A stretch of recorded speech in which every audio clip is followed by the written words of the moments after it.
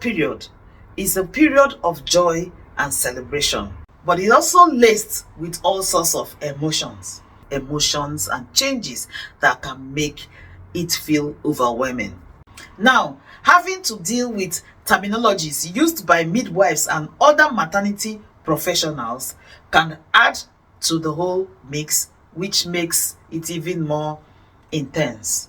So in this video, I'm going to be decoding postnatal terminologies used by midwives and maternity care professionals to help you feel confident, empowered, and in control of your care, ultimately enjoying your postnatal period. Make yourself comfortable. Let's get started.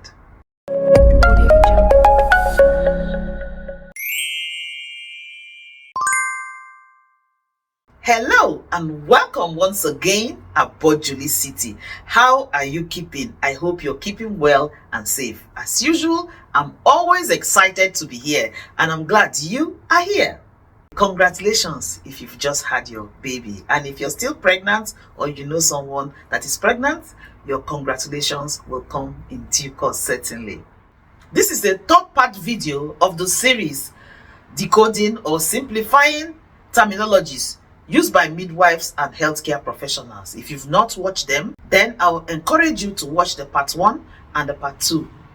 That way, you get full details of terminologies simplified during the antenatal phase, terminologies simplified during the labor and birth phase, and now terminologies during the postnatal phase.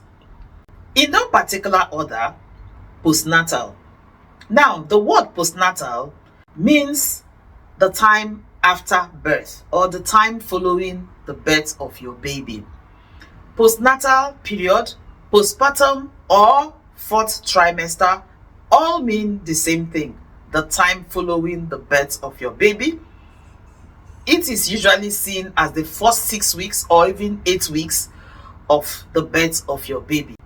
And that is the time your baby is learning to adjust to this side of the world while you are healing physically, emotionally, and even spiritually, and also getting time to bond with your new baby and navigate the time of motherhood or parenthood. The next one you will hear them say during the postnatal period is lochia. Lochia is the bleeding following the birth of your baby. Now, before the birth of your baby, it was the menstrual period, which obviously stopped when you got pregnant. And following the birth of your baby, lochia is the bleed. So lochia has a few phases and starts heavy, bright red blood, and gradually as the day goes on, it changes to brown, to yellowish, discharges and disappears. This can take up to 2 to 4 weeks. Everyone is different, but after birth you will certainly experience lochia, and that is one thing that the midwife will be checking up with you. Now, if you notice any foul smell, very strong foul smell, itchy pain during this period, or clots that are bigger than 2-pound coins, if you're in the UK, then please contact your midwife immediately. As usual, we say it is better safe than sorry, or see it, say it, sort it. Another postnatal or postpartum terminology used is episiotomy. I know episiotomy could have fallen into the labor and birth stage, but I forgot, so I'm putting it here because the care of your episiotomy will usually be during the postpartum phase. So episiotomy is the incision made during vaginal birth by the midwife or doctor supporting you with the birth of your baby in order to make more room for baby to be born. Now, it is not routinely done any longer, but if your midwife or doctor makes the assessment and sees that you will need an episiotomy for baby to make his way into the world, then you should be duly informed. Following the birth of your baby, the episiotomy or the cut that you had at the vaginal area by the trained midwife will be stitched by the midwife or the doctor that is looking after you. And you'll be duly informed on how to care for your episiotomy. Now let's look at after pains. After pains is the cramp that you get after your baby is born, especially if you're breastfeeding. When baby latches on the breast, you have this pains at the lower abdomen, which is an indication that your uterus, the womb where baby came out from, is trying to get back to normal. And as it squeezes itself back to its original position, the woman experiences that cramp. Yeah, sometimes it comes as a surprise to others because they think the phase of birth is over. So what is all of this? Personally, for me, I experienced after pain at the birth of my third baby, and honestly, it took me unawares. You might experience after birth at the birth of your first, but it might be mild. Most times it is mild with the first, second baby, but from the third, fourth, fifth, you begin to see an increase, and that is simply because the womb or the uterus has a long way to fold, if you get what I mean. Because every time we birth our baby, the womb or the uterus stretches a bit more. It takes a lot more effort than it did at your first or maybe second. So you experience after birth cramps stronger or more intense with subsequent birth. The next thing is exclusive breastfeeding. According to the World Health Organization, exclusive breastfeeding is the decision made by a woman to breastfeed her newborn baby exclusively breast milk for the first 6 months of baby's life without any other food or water included. Just breast milk. That is exclusive breastfeeding. The next one is responsive feeding. Responsive feeding is when you respond to the feeding clues of your baby. So baby shows signs that they want to feed in those early days by sticking out their tongues, licking their lips, turning their heads from side to side. Movements, especially when they are asleep, they begin to move gradually, and if they don't hear any response from mommy or no one is picking them up to feed them, these movements become more intense, kicking the hands, moving the hands, rolling the eyes, flicking the eyes. And finally, if all of this doesn't work, they go into the full-on crying, call for help, call for feed. So if you respond to baby that way, when they begin to show signs, that is known as responsive feeding. So baby dictates when they want to feed and how much they want to feed. No force feeding. Now, everyone is different. If you're worried or concerned about how to feed your baby, then it's important to speak to your midwife or your breastfeeding specialist or bottle feeding specialist. If you want professional support with feeding, then check my bio. You can contact me and I will gladly support you through your postnatal period. You can also check my website. I'll leave it on the screen. Midwife Inspired Plus. I am she. Contact me. Distance is not a barrier. Everything is digitalized these days, so distance will not be a barrier to supporting you through your beautiful journey of motherhood. And responsive feeding is not limited to just breastfeeding. It means whatever choice of feeding you have decided for your baby, you feed them as they want or as they require, whether bottle or breast milk. The next one is bonding and attachment. Bonding and attachment is that connection, emotional connection that a new mom develops with their baby, which is necessary for mommy's healing and also for baby's emotional and psychological and even physical growth and development. This can come in form of skin to skin, cuddles, feeding times, nappy changing times, making that eye contact connection, smile and all that, having that special moment, taking time to care for your baby personally. All of that is linked to enhancing bonding and attachment during the postnatal period. The next one is the neonatal period. Now, to understand the neonatal period, I will define who a neonate is. Your neonate is your newborn baby in the first 4 weeks of birth. Now, the neonatal period is the first 4 weeks, of your postnatal journey. That is the neonatal period, and that's the time the baby is growing and adapting to this side of the world, learning to feed, learning to maintain his body temperature, learning to do all the things that we do to survive here on this side of the world. The next one is baby blues. Baby blues is linked to that emotional challenge that a new mom develops, that up to 80 to 85% of new moms develop during the postnatal period. And this is linked to the changes in the body clock due to being awake to feed their baby, recovering from labor and birth process, healing physically, healing emotionally, the changes in hormone in the bid for the body to adjust back to its regular self. All of these can make mommy a bit more emotional. Baby blues is common, however, it only lasts for a short period of time and starts from about 3 days after the baby is born, about 3 weeks window. And if you notice as a new mom that this is escalating or interfering with your ability to heal and bond or care for your baby, it's important that you speak to your midwife, doctor looking after you, or a professional that is specialized in supporting women during this period.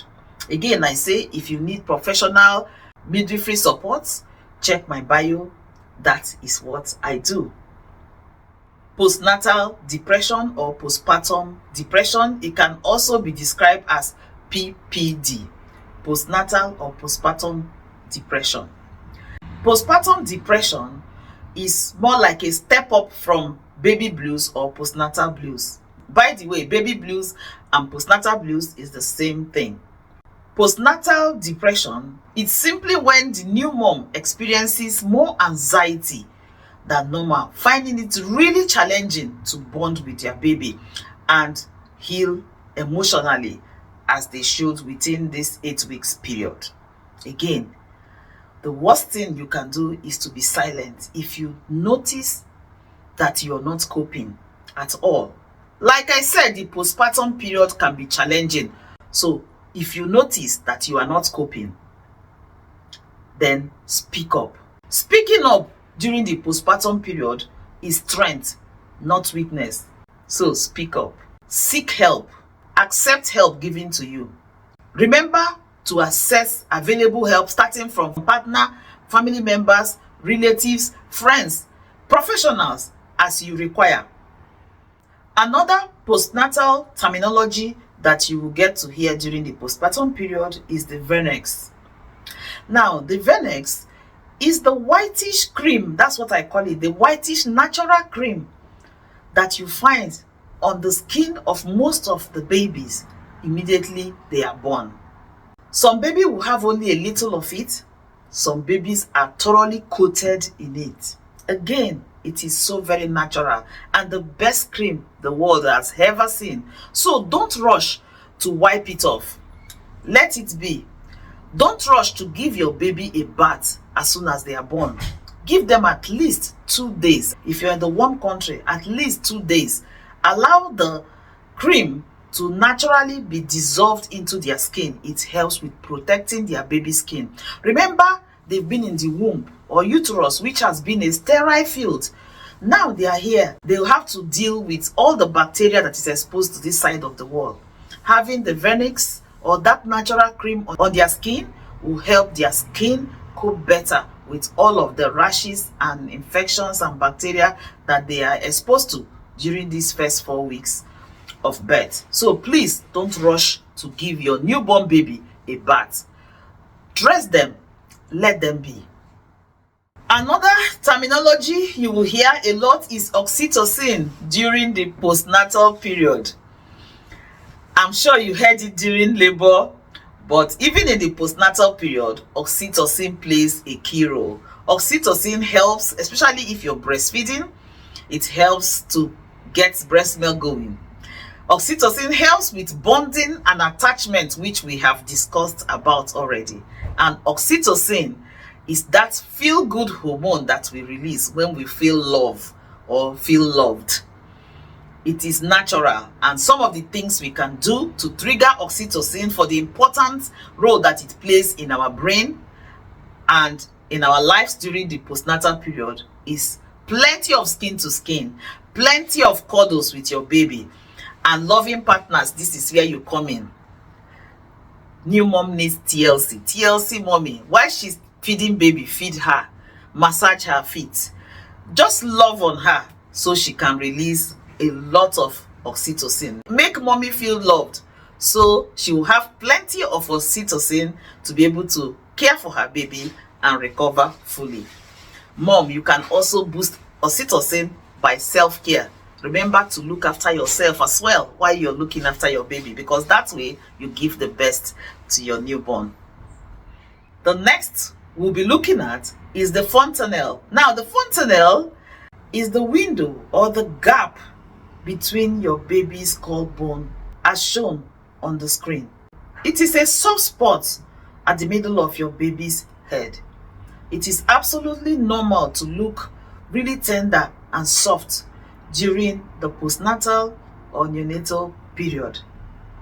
But if it ever looks sunken, like deep or dry and cracked, then make sure you contact your midwife or doctor immediately. That could be a sign of dehydration or baby is not feeling well. It is there to help your baby navigate through the birth canal. You know, the birth canal, the vagina is narrow, and so it can overlap to allow baby's head navigate and be born. When I tell you that your newborn goes through a lot, they certainly are strong and brave. It also helps to give room for the newborn's baby's brain to develop and grow. This will gradually seal up as baby grows. Like I said, it is absolutely normal. The next one is pelvic floor. The pelvic floor plays a huge role in supporting the uterus or womb while pregnant. And after baby is born, we always advise that you do some pelvic floor exercises. Your midwife will explain it. If you want me to discuss pelvic floor exercises, then leave for me a comment suggesting it, and I'll certainly do a video about pelvic floor exercises. So you might hear a lot about pelvic floor. That is because it is a vital muscle that supports you through pregnancy and birth and will need toning. So you need to tone it. The last but not the least, you might hear rooming in, especially if baby, for some health reasons, had to be on the neonatal unit because either they were born too early or they were born sick. Just before baby is discharged from the neonatal unit, the neonatal nurses might suggest that you room in with your baby. And it simply means that you have one night or two, as agreed and as needed, to spend in a special family room that is built like home away from home, where you get to stay with your baby within the hospital setting, but in a home away from home kind of room. And you will have the midwives and nurses plus doctors at your beck and call if you need it. That helps to build the moms and dads' confidence in caring for their newborn. So don't be shy to accept or ask for a rooming in. I'm sure your hospital will happily support that. Finally, I have talked about skin to skin a lot. You can check me out on TikTok as Midwife Inspired Plus, and I have done quite a bit on skin to skin and baby cuddles. Skin to skin is a higher level of baby cuddles, and that is very useful during the postnatal period.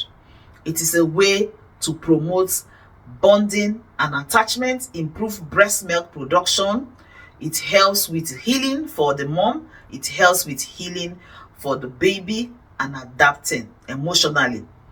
Skin to skin is not only limited to the mom. Dad can have this skin to skin, or any birth partner, anyone that is involved with immediate care of the baby, grandma, granddad, Whoever you choose that spends a lot of time with the baby can also enjoy skin to skin. But mom, that is your choice. I hope you found this video useful. If you have not liked up to this stage, then click that like button. Leave a comment. Subscribe if you have not. Share this video on your other social media platforms. Share to those you know will benefit from it. And until I see you in my next video, remember, your health is your wealth. Bye.